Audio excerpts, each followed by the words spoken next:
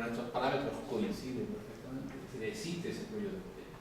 Lo que no está establecido es que el resultado, y eso es lo que nosotros digamos machaconamente repetimos, que esto no quiere decir que estuviese determinada la implantación de los fertilizantes químicos. Ahora tendemos a pensar que entre que se creó realmente la necesidad y se aplicaron, transcurrió por ejemplo unos 40 años, esa es la hipótesis que tenemos nosotros en Sevilla, que hubo una crisis social muy importante, socioecológica, que en su momento sacaremos a la luz, pero que ya empieza a haber indicadores muy claros al respecto.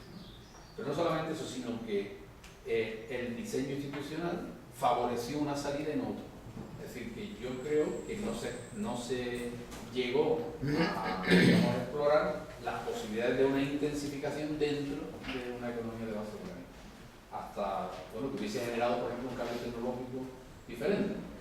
Entre la forma de hacer carbón vegetal de finales del siglo XIX y la cocina económica, claro, el grado de eficiencia en la utilización del biomasa para quemar son cosas completamente diferentes, ¿no? Sobre la misma base, ¿no? O por ejemplo hoy los sistemas de eficiencia energética, ¿no? Hoy por ejemplo estamos planteando como un elemento básico de dotar de mayor sostenibilidad al sector, por ejemplo la aplicación de energía solar, no solamente para elevación de agua, por ejemplo de riego, sino para compostaje, por un montón de cosas. Así que, porque todavía no tenemos el tractor eléctrico, pero se quebró una línea que habrá que explicar por qué y se priorizó otra. Y ahí es donde, cuando hablamos de las fuerzas del cambio, hablamos del diseño institucional como el entorno, de la parte político-económica.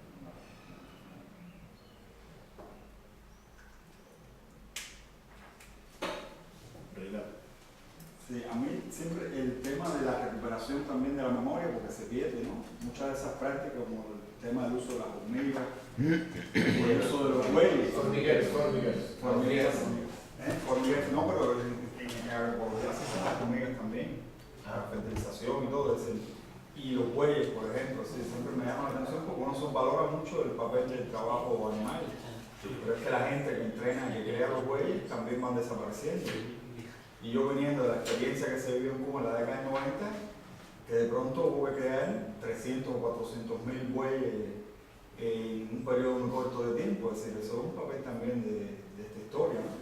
De cómo reconstruir ese metabolismo, que muchas veces lo subvaloramos, porque la idea común es identificar a los bueyes como el atraso. Y ahí viene la metáfora del atraso, ¿no? Yo veo una aplicación práctica de recuperar también un conocimiento que se ha ido perdiendo con todos estos cambios del metabolismo, ¿no? El papel del historiador va a ser en todo esto. Yo respecto a las preguntas de Lorenzo,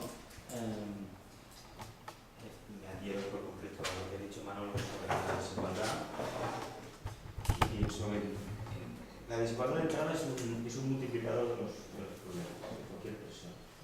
Actúa como un multiplicador. Y creo además que es un plan que el Grupo de Andalucía propone, de identificar no solo la desigualdad, sino la privación y la combinación con eso, creo que es una buena pista. Y en cuanto a tus dudas, tus cautelas, yo en parte las comparto en el sentido, ya he puesto en la primera diapositiva, ¿no? ¿Fue la transición necesaria? O no, es decir, o hasta qué punto, ¿no? Y creo que la cosa probablemente podría ir por lo que estaba también diciendo Manolo, en el sentido de que una cosa son los desafíos que se encuentran en el proceso y luego otras son las respuestas, ¿no? Probablemente los desafíos podrían haber encontrado otras respuestas. Incluso es probable que hubiera conflicto entre gente que buscaba líneas distintas. En todo caso sería interesante y bonito poderlas identificar y rescatar también. A veces, no siempre. Pero al final se pusieron unas, ¿no? Entonces, probablemente también no solo que había un desafío o un problema por resolver, sino porque había un contexto que sesgaba las vías de solución, ¿no? Sí, creo que las explicaciones históricas deben ser complejas, ¿no? Y mi impresión es que en aclarar estos puntos, que necesita mucha investigación todavía, nos estamos, por así decirlo, jugando dos metacuestiones, ¿no? Porque por un lado, si conseguimos demostrar o mostrar de manera convincente que la Revolución Verde, digamos, no es que se inventara, sino que vino como resultado de unas dificultades crecientes que tienen que ver con la globalización primera, que tienen que ver con las transformaciones institucionales previas de las revoluciones liberales, que tienen que ver con el crecimiento de la población y la urbanización, que tienen que ver con la formación del mercado mundial, de productos agrarios, etc. Que todo eso fueron factores que arrastraron hacia un tipo de solución que se acabó imponiendo. Pues por un lado, estaremos explicando la historia en una clave que adquiere un nuevo sentido, ¿no? A cosas que ya sabemos. Sin embargo, también es verdad que pensando en la cuarta transición socioecológica, si lo que acabamos descubriendo o encontrando es que las agriculturas orgánicas tradicionales estaban en unos límites y tenían ya un poco margen de mejora, no deja de tener eso, desde luego, la investigación de Biosoma y la comunidad científica estaba por buscar la verdad y decirla tal cual la encontremos, ¿eh? Pero si encontramos esto hay que decirlo. Entonces hay que ser conscientes también que si efectivamente descartamos la hipótesis de que hubiera un margen de mejora ulterior, entonces en términos de lo que nos espera en el siglo XXI para esa transición, no deja de tener esto sobre el brazo, no deja de tenerlo. Si en cambio lo que encontramos es que quizá había cierto margen todavía o cierto espacio para otras cosas y que al final lo que ocurrió es que entre las distintas respuestas posibles se fue imponiendo una, por ejemplo, por razones políticas institucionales, incluso ideológicas o culturales. Bueno, esto no deja de tener también su punto interesante en términos de recuperar, digamos, como decía el viejo Hippie Thompson, ¿no?, de las ramas podadas de la historia, ¿no? Ahí estamos, y la verdad es que yo creo que lo andamos buscando porque de verdad no lo sabemos, tenemos pistas e indicios. Como dice Manolo, cuando como historiadores vamos encontrando que en general las huellas se encaminan en la misma dirección, pues uno piensa que está en la buena dirección en cuanto a las hipótesis que maneja, pero creo que queda todavía mucho trabajo por hacer. En la línea de base lo que ha dicho Manolo de la importancia de las escalas, que eso también es muy importante. Es decir, que hay propiedades emergentes que se ven, cosas que se ven a una escala y no se ven a otra. Esto tiene que ver también con tu pregunta en relación a los flujos o a los índices, etc., ¿no? Cualquiera de estos índices hay que tomárselo con mucha calma porque te estoy diciendo lo que ocurre en una dimensión, por eso ya te he entrado un solo índice, no, una colección de índices, en una escala, en un momento. Eso no significa que en otra escala, en otro momento, encuentres otra cosa, etc. Por lo tanto, hay ahí mucho trabajo que hacer para analizar en cada una de las escalas respuestas adecuadas a tu enorme pregunta.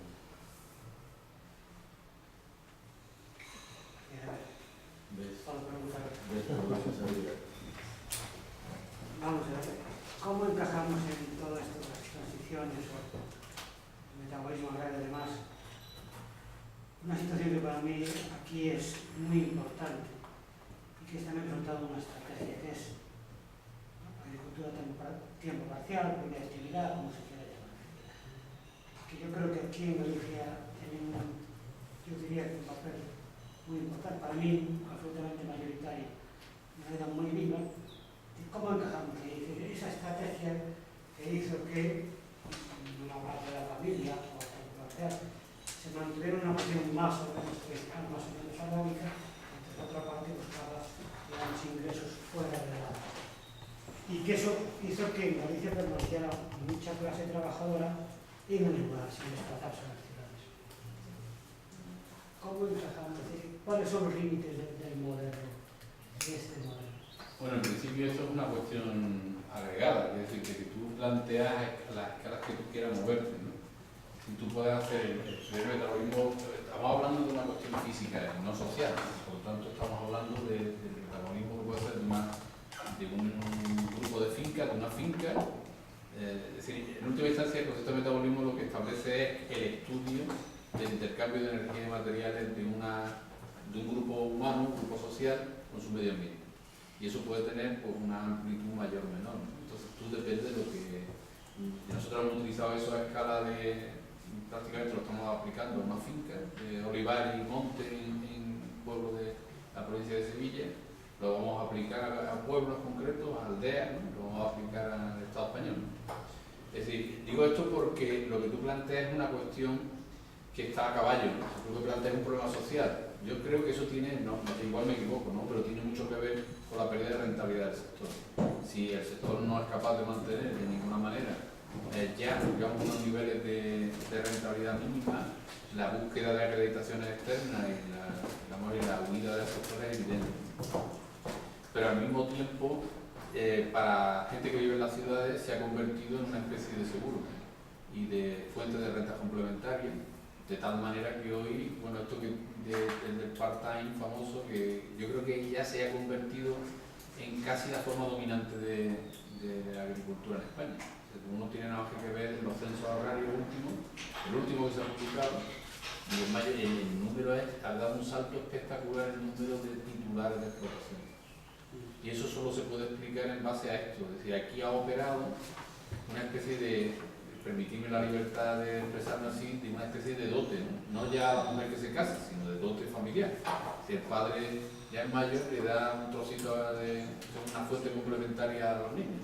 Incluso fijaros ya estrategias como aquellas que todos hemos conocido, de poner en manos del único que se va a quedar en el campo, el punto de la explotación, y eso ya dejan de tener. Claro, todo va por barrio, ¿no? Por ejemplo, yo conozco bien el caso de Jaén, y en Jaén ya hay gente que la unidad mínima viable son viables, me refiero desde el punto de vista social, no económico, 300 olivos.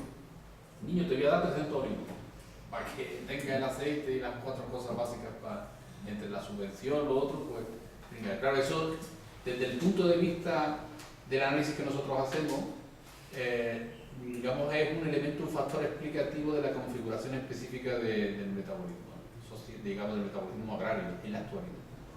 Pero no es el objetivo fundamental del análisis. No sé si me explico, ¿no? Es decir, que es solo un motivo. Pero claro, depende de dónde estén. Yo creo que además ese es un problema gravísimo.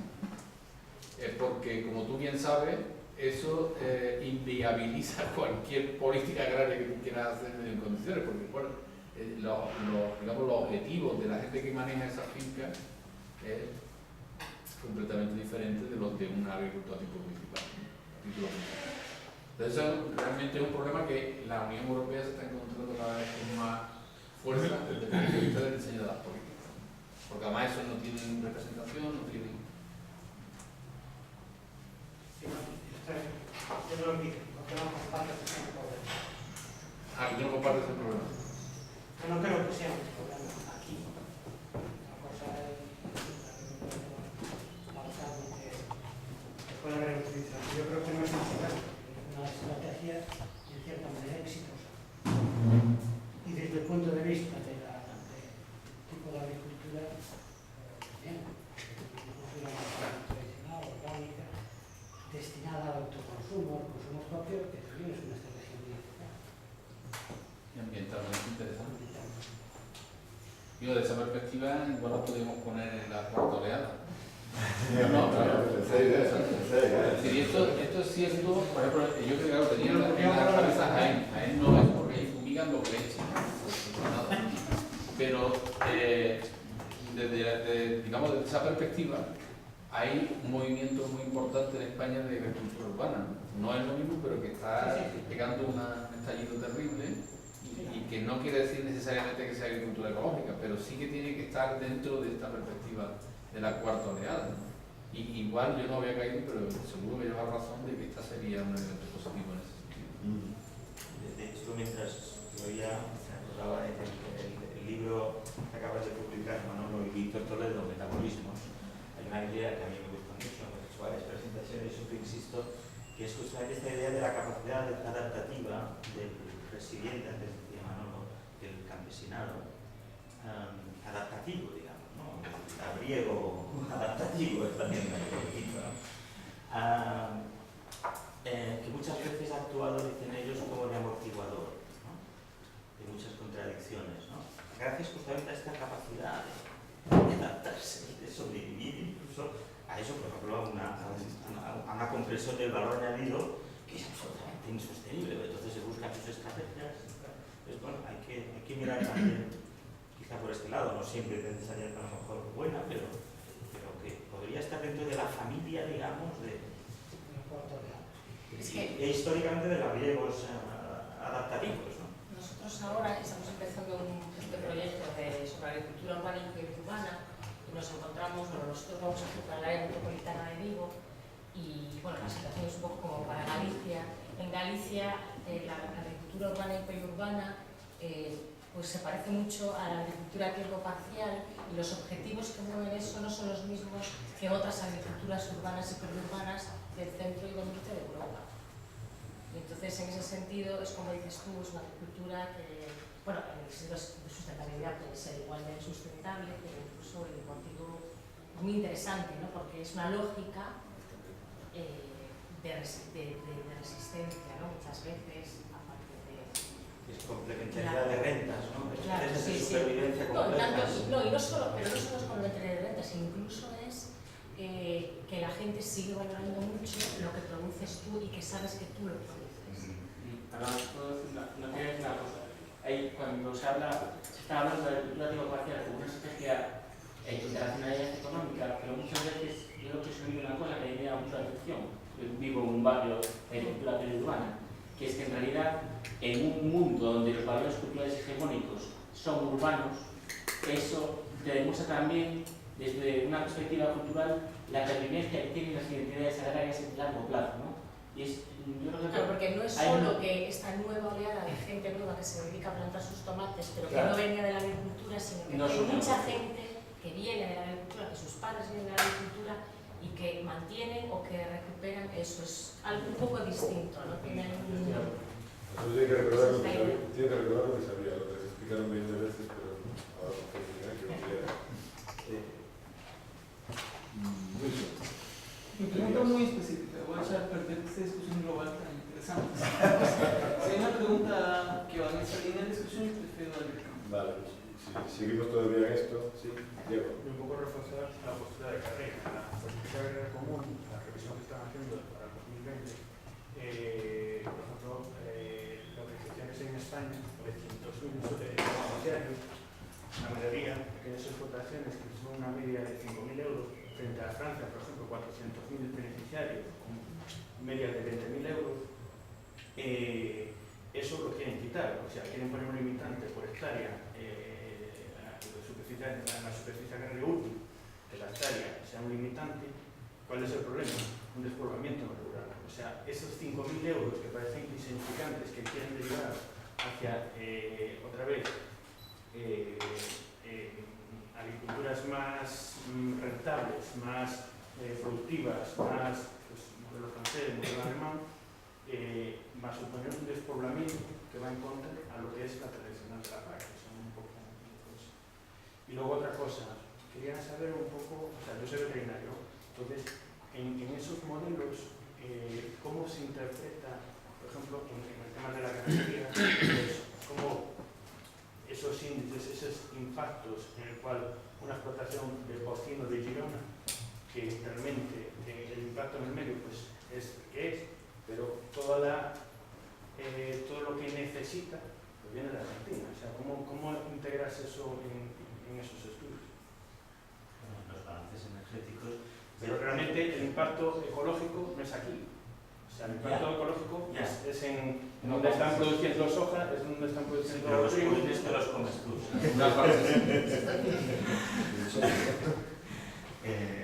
Y todo el cambio es allí. Cuando, un poco siguiendo la pregunta tuya, ¿no? de dónde estaban los límites, empezamos a cartografiar y establecer que era input externo e interno, etc. Una de las cosas que a ellos más les sorprendió es que, claro, las importaciones de soja, de piensos y tal, en nuestra área de estudio concreta, eran superiores su contenido energético a toda la producción primaria neta de un año del territorio. Para que te hagas una idea, es decir, descomunal. Y eso se metaboliza y se transforma en unos purines que existen. Es incapaz, imposible de absorber, ¿no? Es un desencaje territorial tan brutal. Por eso, por ejemplo, este tipo de granjas en Suiza han estado siempre prohibidas. El problema es que luego Problemas sobre institucional. el problema es que luego, por ejemplo, importan huevos y luego el precio o sea, que es mucho más... Pero No, es que es así, o sea, quizá en términos de gestión del territorio, uno de los elementos más lamentables de esto es que esto tiene un impacto no visible en el abandono de una parte de la zona pastable de este país. O sea, casi un tercio de las zonas pastables de este país en la actualidad están o bien con una carga ganadera bajísima o bien abandonadas. Entonces, claro, esto tiene y volvemos entonces a la primera pregunta. O sea, si nosotros ahora estamos representando toda la política agraria en función de promocionar, seguir promocionando ese tipo de agricultura, o sea, volvemos al abandono. O sea, no... O sea, Lo que pasa es de todas formas que yo no creo que la retirada de esa subvención o lo que se concentre, pero esto ya es una cuestión que tiene que ver un poco con la historia, pero que la retirada de esa subvención vaya a digamos, desalentar ese tipo de agricultura, ¿no? Porque tiene otros objetivos, tiene otras... Precisamente ahí está su fortaleza, ¿no? de Madrid. Yo no creo que a los productores, pequeños productores aquí o a los olivareros de Andalucía, incluso aunque pierdan la subvención, que es bastante probable que la pierdan en beneficio de la producción olivarera en setos pequeños y súper intensiva de las zonas de campiña, que es donde se va a trasladar la mayor parte del dinero. Yo no creo que eso les haga desistir del tema, porque bueno, tienen otra función completamente diferente de complemento de renta, de autoconsumo, de movilización. No creo que se vaya a ver muy afectado. Pero bueno, eso es una cuestión ya. Antes de que pase la Wilson, cambiamos de rama. Bien. Mi pregunta va en función del problema de la presión que llevó a la consolidación de la fertilización química en ese momento de transición entre la Primera Guerra Mundial y la Segunda Guerra Mundial. Ya hemos hablado sobre si había factores de mercado, factores institucionales, o factores asociados con una crisis agroecológica. Mi pregunta es, ¿cuál era la dinámica del cambio varietal en esta coyuntura de transición? Y lo pregunto porque, y hago la comparación con el tema de la Revolución Verde. La clave para mí de la consolidación de la Revolución Verde, además de la consideración del factor económico, institucional, o de la crisis que eventualmente estaban experimentando algunas agriculturas, fue el enganche varietal. Que la variedad de la selección genética fue muy importante para catalizar, para facilitar ese proceso y lograr la posibilidad de décadas o incluso menos. Lo que pasa es que la transición anterior. Es decir, aquí lo que hay es un proceso de mejora, lo ha estudiado un compañero de nuestro estudio que era y hasta los años 50 con digamos, donde ya hay una mejora mucho más centrada, incluso aparecen alguna variedad de líneas. Lo que hay antes, en el proceso de transición nosotros vemos son selecciones, fundamentalmente, más que mejoras reales. Se seleccionan aquellas variedades que tienen más rendimiento y que mejor se dan, lo que hizo en ensayos, saben perfectamente, ¿no? Y quiere decir que la entrada de la fertilización química tiene más limitantes tecnológicos que para nosotros que el tema de la variedad. Por ejemplo, hasta que aquí no entra la fertilización nitrogenada, hasta que no se pone a punto el sistema de, no me acuerdo ahora mismo cómo se llama, el sistema digamos, de la fabricación de abono nitrogenado. Por eso entró incluso antes con los superfosfatos. Que no tiene en realidad mucho que ver con la mejora varietal. En la primera fase. Y además es esa fase de transición que yo creo que sería muy interesante estudiarla, porque es todo un mundo en la que hay piezas de lo que luego llamaremos revolución verde que están entrando y coexisten con elementos tradicionales de rotaciones de cultivos, de mantenimiento del estiércol. Los agrónomos de la época que estamos leyendo y estudiando, o hay gente que los ha leído, en el caso español eran casi unánimes, decían que había que mantener las dos cosas y que los fertilizantes nunca debían ser sustitutivos, solo complementarios de la fertilización orgánica, y se debían mantener las rotaciones de cultivos y demás. No solo lo decían aquí, hay un famoso manual en Estados Unidos de Tisdale, publicado en los años 50, era muy citado en su época, que todavía defendía esto, justo cuando ya estaba entrando digamos, el trigo de Burlau y toda la revolución verde al oeste, digamos, ¿no? Y es probable que en esta etapa, y esto lo desconozco mucho y seguro que tú sabes más y de lo que tú lo estás estudiando, pero lo que se ve es que las innovaciones biológicas de esta fase intermedia tenían otro cariz. Para empezar, en su mayoría eran centros de experimentación públicos, no privados. Y eran, digamos, trabajaban más con variedades tradicionales y mejoras de las variedades tradicionales, ¿no? Entonces yo creo que lo que tú dices de la relación entre el cambio varietal y el paquete de la revolución verde, yo creo que tiene que ver con esa segunda ruptura, con la ruptura que es enorme del 60-70. Entonces sí. De todas formas, que curioso que tenga, digo, para mostrar de nuevo la importancia que tiene el estudio de la transición en términos históricos para la siguiente oleada. Ya sé, sabéis que en los últimos 2 o 3 meses hay una propuesta de unos agrónomos franceses que están hablando de la agricultura ecológicamente intensiva, ¿no? Todo esto viene de la historia del greening, de la política agraria común, del 30% que se va a destinar a la realización de prácticas ambientales. Claro, entonces han visto que ha sido eximida la agricultura ecológica por el mero hecho de estar certificada del cumplimiento de la condicionalidad. Entonces, algunos han dicho, bueno, pues el pretexto de que la agricultura ecológica reduce los rendimientos por la superficie, vamos a inventarnos otra cosa. Y se han inventado la agricultura ecológica intensiva, que es una combinación entre la agricultura convencional y la agricultura ecológica. Lo he dicho en otros términos, la agricultura ecológica pero que le echan químicos.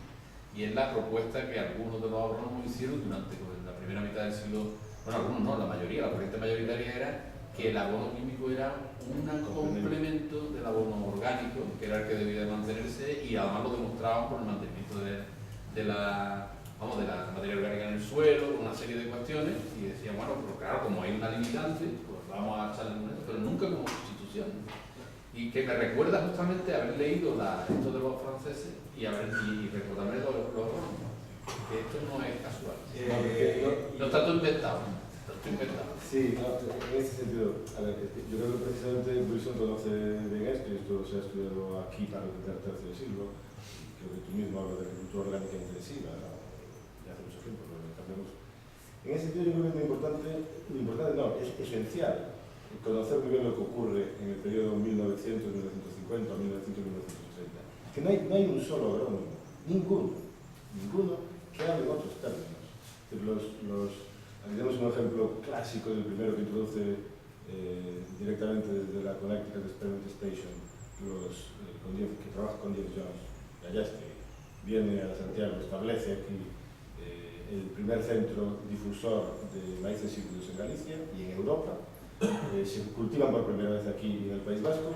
Ninguno de ellos, ni siquiera él, concibe, digamos, viene un poco esa idea del cambio varietal.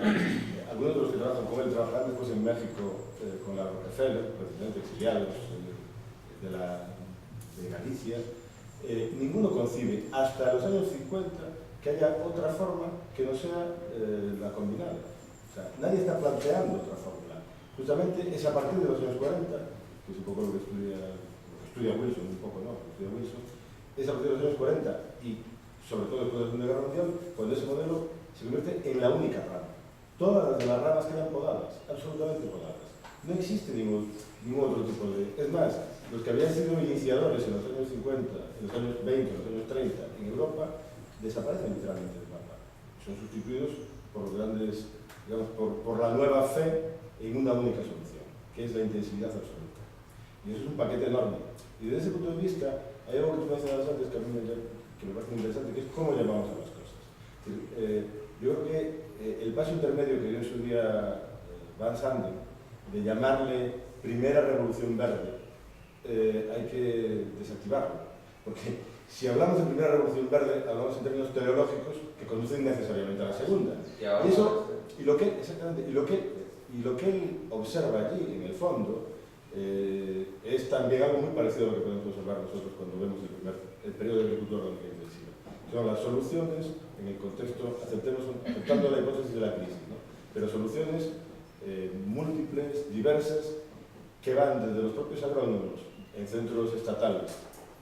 Los únicos que defienden otra alternativa, y está clarísimo, y dentro de poco saldrá un artículo seguramente en la revista historiográfica que explico, no mío, sino de otra persona, los únicos que ofrecen la misma solución que se ofrecerá a partir de los años 50 son los que trabajan a sueldo. Es decir, los que trabajan a sueldo en la estación agrícola de Valencia, en la granja agrícola de Coruña, los que trabajan a sueldo directamente de por tasas reunidas o del comité de nitratos. ¿No suena eso transgénico y eso? Claro, son los únicos que defienden esa solución. Pero lo defienden por razones comerciales. Y la, digamos, la cuantificación del gasto de las compañías en favorecer la opinión, ¿no? Pero de una forma abierta, porque no se oculta, ¿no?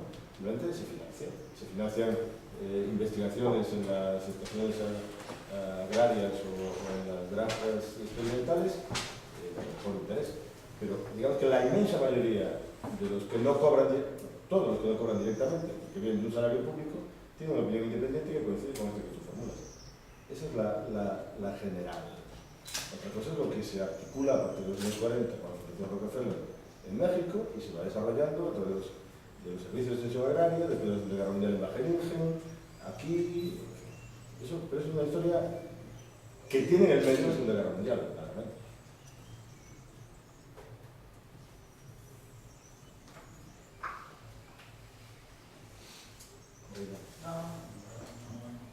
Sí que cambiaba de asunto.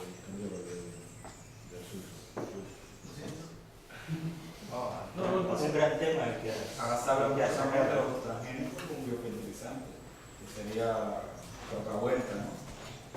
Claro, la diferencia es que una es una solución que podemos observar en el tiempo y que se produce en el marco de los, digamos, de los propios sistemas agrarios y de los ecosistemas, ¿no? que deriva además de una interrelación bastante eficaz entre el conocimiento agronómico heredado y conocimiento agronómico nuevo, que es el paradigma de Challenor, en el fondo, entender lo que está ocurriendo. Todos estos agrónomos intentan entender lo que está ocurriendo. Gallástegui, que viene de Alemania, pasando por Estados Unidos y que es vasco, llega aquí, lo primero que quiere saber es por qué en las Rías Baixas se cultiva el maíz como se cultiva, por qué hacen las cosechas, lo analiza, lo escribe, lo estudia. Y a partir de ahí saca sus conclusiones en la lógica de la innovación, eso sí, o sea, en la lógica de introducir los nuevos sistemas. Pero, digamos que no existe el concepto, pero entienden la lógica de la resiliencia. Ahora, entonces tendríamos que preguntarnos por qué esta vía intermedia no acabó de funcionar, ¿no? Y en este sentido, esta hipótesis que nos está saliendo, que se ha presentado con las curvas de los atractores, yo creo que habría que pensar un poco también sobre eso, porque, claro, ahora mismo las estrategias agroecológicas hablan, por ejemplo, en el mundo anglosajón, de lo que se llama la estrategia LES, ¿no? Low External Input Technological Change, ¿no? Es justamente esta estrategia de ahorrar costes, o sea, de conseguir equilibrar las cuentas y sostener los sobrecostes de la agricultura orgánica a base justamente de ahorrar inputs externos. Eso es lo que nos hace que hacían. Pero cuando ves entonces lo que hacían la agricultura convencional, entiendes también que una vez que se encomiendan a la energía fósil, tiene un claro incentivo a equilibrar o a intentar, digamos, utilizar ese factor sustitutivo entre inputs externos e internos para equilibrarse por donde pueda. De modo que, por tanto, si lo que nos ha salido se aguanta, que ya veremos, pero parece indicar que las situaciones intermedias no son imposibles, pero no son muy probables tampoco. ¿Me explico? Pero, bueno, seguiremos discutiendo eso, pero eso Son parte muy estables. Sí, pero eso parte también de una... Perdón, No, digo, estoy bastante de acuerdo con... Digo, que recomiendan, excepto quizás en agricultura temporal. Si ahí pueden existir estables. Bueno, quizá no, solo la expresión vale por esas cifras. Estoy de acuerdo contigo, pero quizás por el tamaño y por la intencionalidad. Claro. El problema es que agricultura, digamos, que tengan que vivir en términos territoriales o económicos de eso, la pauta efectivamente es que se van a uno a los otros. No hay, digamos, términos intermedios. Yo estoy convencido de que eso no es posible, precisamente por las razones. Y ahí hay una cuestión sobre la innovación tecnológica que en algún momento habrá que analizar. analizar, ¿no? De por qué se podan unas ramas y otras crecen. Es decir, el problema no es que unas crecen porque el desarrollo científico es mayor que las demás, ¿no? Sino porque unas lo que hacen es que tapan la salida de otras. Es decir, el gran problema, que es lo que yo decía al principio, era que desde el punto de vista de la eficiencia en el uso de la biomasa, ahora hemos alcanzado, cuando se ha puesto el dinero donde se tenía que poner, se ha conseguido lo mismo que en la energía fotovoltaica y en la solar térmica, se ha conseguido unos avances espectaculares. Pero durante mucho tiempo no hubo avances porque el dinero no se pone ahí.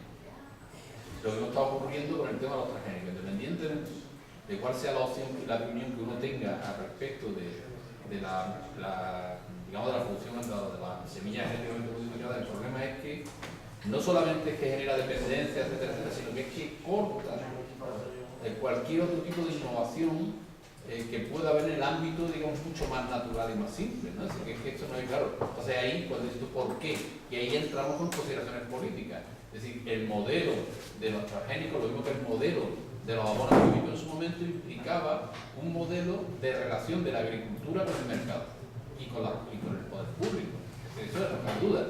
Yo creo que por ahí es por donde hay que entender la transición. Es decir, ¿por qué eso finalmente se tiene que imponer? Porque esto significa que la industria coloniza a la agricultura. Y esta es la que hace y le impone la vía fundamental de la extracción de renta, de la transferencia de renta del sector agrario al sector industrial en base a la generación de una dependencia de inputs externos que tienen un precio para vender. Esta es la lógica que ha sustentado todo este proceso, ¿no? Y es la lógica en la que se basa también los organismos modificados genéticamente. O sea, yo lo tengo, dentro de lo que cabe, parece que es una cosa lógica, ¿no? Y por eso no puede sustentarse. De todas maneras, hay una cuestión respecto a lo que tú dices del low input technological change. Yo tengo ahí un reparo, ¿no? Porque buena parte de ese movimiento se fundamenta en el ahorro de costes externos también en la importación de suelo, en muchos casos, de fuera, ¿no? Y ahí es la corrección del coste territorial sí que tiene que ser. Claro, el tema es que tú puedes ahorrar costes, pero siempre y cuando tengas claro que el ahorro de costes significará incremento de territorio. ¿Sabes lo que te quiero decir?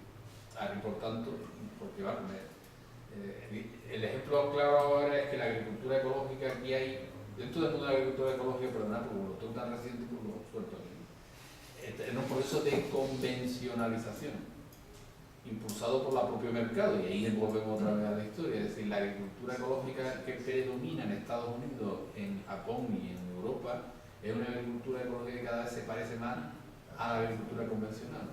¿Por qué? Porque la única diferencia es que no utiliza productos químicos de síntesis, pero la razón es porque el diseño institucional fuerza a reducir las rotaciones, a utilizar material genético convencional pero certificado como ecológico, a buscar sustitutivos, digamos, los fertilizantes químicos. En vez de producirlo en compostaje, se traen mediante abonos órganos peletizados que tienen un proceso de, digamos, tienen energía incorporada y costes territoriales externos.